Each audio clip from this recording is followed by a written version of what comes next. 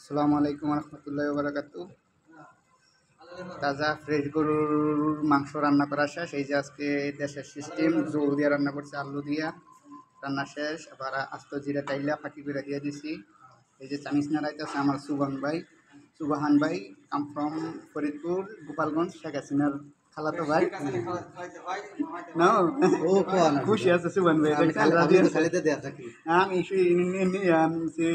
Nero party, কোনো party নেই, অনেক সবাই এসে দুর্নীতি। এই যে আমার রান্না শেষ, আর ওইদিকে রান্না করতেছে এই যে আশরাফুল ভাই।